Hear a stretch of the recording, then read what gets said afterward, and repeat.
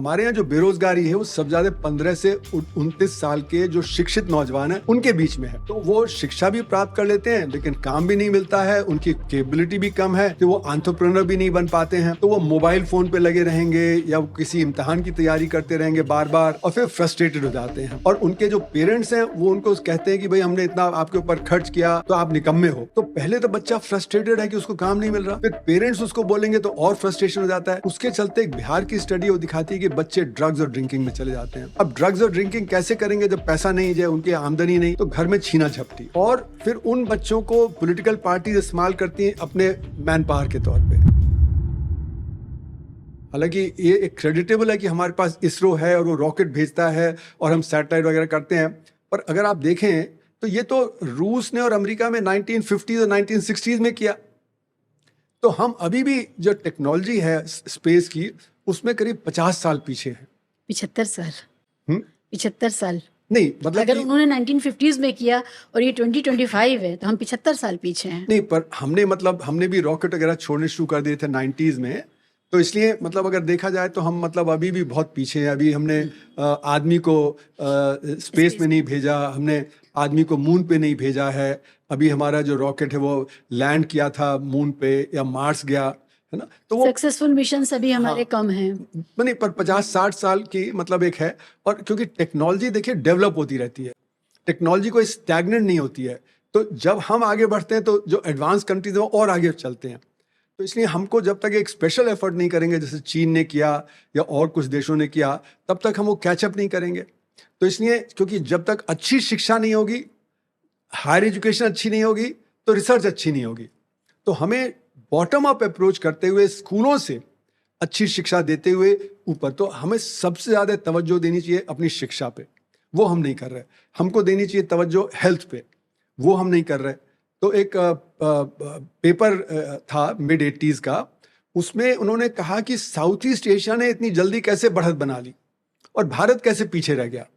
तो उन्होंने ये कहा कि उन्होंने एजुकेशन पे और हेल्थ पे बहुत तवज्जो दी और उनके सारे बच्चे स्कूल में पहुंच गए 1965 तक। हमारा भी गोल था कि 1965 तक सारे बच्चे स्कूल में होने चाहिए, लेकिन आज भी चाइल्ड लेबर है हमारे देश में।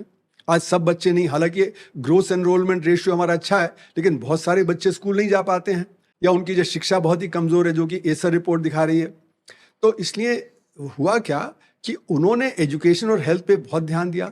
मलेशिया में सुनने में आता है कि 10% जीडीपी का एजुकेशन पे देना शुरू कर दिया, जबकि हमने आज से कभी 4% से ज़्यादा नहीं खर्च किया।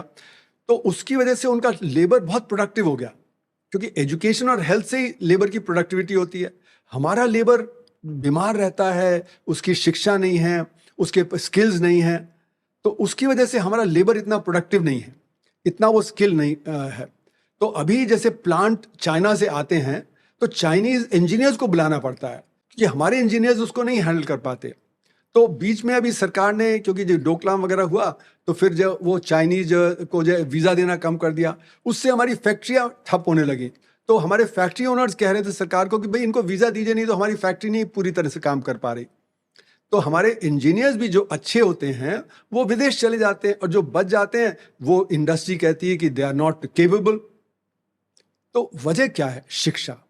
सबसे ज़्यादा ध्यान देश को शिक्षा पे देना चाहिए था, क्योंकि आज जो ग्लोबलाइजेशन है, जो वैश्वीकरण है, उसमें जो टेक्नोलॉजी में आगे होगा वही आगे जाएगा, जो टेक्नोलॉजी में पिछड़ जाएगा उसको फॉलो करना पड़ेगा। और आज हम देख रहे हैं आज ट्रंप साहब क्या कर रहे हैं। ट्रंप साहब हमको दबा रहे हैं और हमको दबना पड़ रहा है, क्योंकि हमको उनसे मदद चाहिए, हम उनसे डिफेंस वगैरह चाहिए। उधर रूस से हमने लिया हुआ है। तो ऐसा क्यों है कि हम अपना इक्विपमेंट खुद नहीं बना पाते? हम बिगेस्ट इंपोर्टर ऑफ आर्म्स हो गए। सर, जो हम इंपोर्ट करते हैं उसका मेंटेनेंस भी नहीं कर पाते हैं। जो मशीनरी, हैवी मशीनरी या एडवांस मशीनरी हम इंपोर्ट करते हैं, उसको चलाने के लिए भी हमारे पास लोग नहीं। मैंने एक पॉडकास्ट किया था, तो इंजीनियर्स, मैकेनिकल इंजीनियरिंग के दुनिया की बातें थी उसमें, और वो ये बता रहे थे कि हमारे पास लोग ही नहीं हैं जो मशीन्स के जो प्रोटोटाइप्स हैं उनको एक्सप्लेन कर सकें, चला सकें या मेंटेनेंस कर सकें। तो मेंटेनेंस के भी कॉन्ट्रैक्ट्स हमारे बाहर से हैं। जी हाँ, जी हाँ। तो इतनी भी समझ नहीं पैदा हो रही है। इतना इंजीनियरिंग की फोर्स हम पैदा कर रहे हैं हर साल। पर असल में क्या है ना कि जो हम बहुत सारे तो फेक डिग्रीज हैं, जैसे व्यापम है, व्यापम में फेक डिग्रीज थी, मतलब मेडिकल डिग्रीज, इंजीनियरिंग डिग्रीज वगैरह।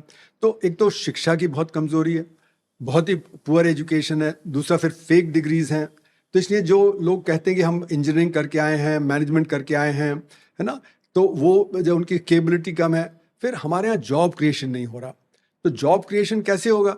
जॉब क्रिएशन तो हमारा जो संगठित क्षेत्र में तो इतना ऑटोमेशन चल रहा है कि वहाँ पे तो जॉब्स क्रिएट हो नहीं रहे। तो हमारे जो लोग हैं, जो बच्चे हैं, वो फिर असंगठित क्षेत्र में जा रहे हैं, छोटे मोटे काम के। तो आपने एमबीए कर लिया, लेकिन एनडीटीवी पे दिखा रहे थे 2016-17 में कि एमबीए नाली साफ कर रहे हैं, क्योंकि वो सफाई कर्मचारी के जॉब के लिए अप्लाई कर रहे हैं। फिर जो यूपी में 360 नौकरी निकली पियोन की, उसके लिए 23 लाख बच्चों ने अप्लाई किया, जिसमें 380 पीएचडी थे और 2 lakh BTech, MTech, BCom, MCom थे। उसी तरह रेलवे की ग्रेड सी, ग्रेड टी की नौकरी के लिए 35,000 नौकरियों के लिए 2018-19 में जब जॉब्स निकले तो 1.25 करोड़ लोगों ने अप्लाई किया। उसमें बहुत स्किल्ड लोग थे, जो मतलब, तो बच्चों को जो वो अगर डिग्री ऑब्टेन भी कर लेते हैं, मिल भी जाती है, तो उनको उसके मुताबिक काम नहीं मिल रहा। तो फ्रस्ट्रेशन बहुत है।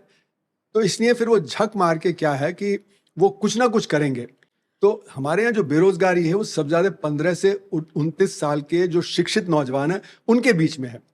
तो वो शिक्षा भी प्राप्त कर लेते हैं, लेकिन काम भी नहीं मिलता है, उनकी कैपेबिलिटी भी कम है, तो वो एंटरप्रेन्योर भी नहीं बन पाते हैं। तो वो मोबाइल फ़ोन पे लगे रहेंगे या वो किसी इम्तिहान की तैयारी करते रहेंगे बार बार, और फिर फ्रस्ट्रेटेड हो जाते हैं। और उनके जो पेरेंट्स हैं वो उनको कहते हैं कि भाई हमने इतना आपके ऊपर खर्च किया, हमने आपको कोटा भेजा, हमने आपको मुखर्जी नगर भेजा, कहाँ कहाँ भेजा, इतना पैसा खर्च हुआ, तो आप निकम्मे हो। तो पहले तो बच्चा फ्रस्ट्रेटेड है कि उसको काम नहीं मिल रहा, फिर पेरेंट्स उसको बोलेंगे तो और फ्रस्ट्रेशन हो जाता है। उसके चलते एक बिहार की स्टडी वो दिखाती है कि बच्चे ड्रग्स और ड्रिंकिंग में चले जाते हैं। अब ड्रग्स और ड्रिंकिंग कैसे करेंगे जब पैसा नहीं है, उनकी आमदनी नहीं, तो घर में छीना झपटी। तो ये जो हमारा जो आप देखिए जो अनएम्प्लॉयमेंट है, उसकी वजह से बच्चों में हताशा, निराशा, परिवार में स्ट्रक्चरल वायलेंस, और फिर उन बच्चों को पॉलिटिकल पार्टीज इस्तेमाल करती हैं अपने मैन पावर के तौर पे, उनसे और ज़्यादा प्रोपेगेंडा कराना, तरह तरह के काम वगैरह कराना। और जिन बच्चों में कोई फ्यूचर का कुछ दिख नहीं रहा है, तो आप उनको ये समझा सकते हैं कि पास्ट वॉज ग्रेट। वो समझते हैं पास्ट वॉज ग्रेट और आगे तो पता नहीं क्या होगा, तो वो उसमें फिर आप उनको गलत सलत चीज़ों में भी फंसा सकते हैं। जैसे तो, मतलब किस तरह के आप जो कैंपेन करने में लगा दीजिए, किस तरह से आप जो कुछ रिलीजियस फेस्टिवल्स वगैरह में लगा दीजिए, है ना।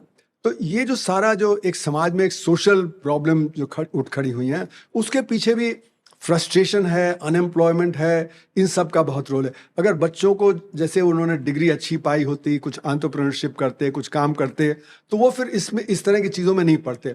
अब उनके पास कुछ करने को नहीं है, किसी ने उनको पैसे दे दिए तो अपना जब भीड़ बन गई, कहीं जब इलेक्शन रैली में चले गए, कुछ और कर लिया। तो ये हमारी पॉलिटिकल पार्टीज भी इसका फ़ायदा उठाती हैं। तो इसके पॉलिटिकल, सोशल और इकोनॉमिक तीनों हैं। तो जब तक कि हमारी नीतियाँ सही नहीं होंगी, तब तक ये सारी समस्याएं और बढ़ती चली जाएंगी।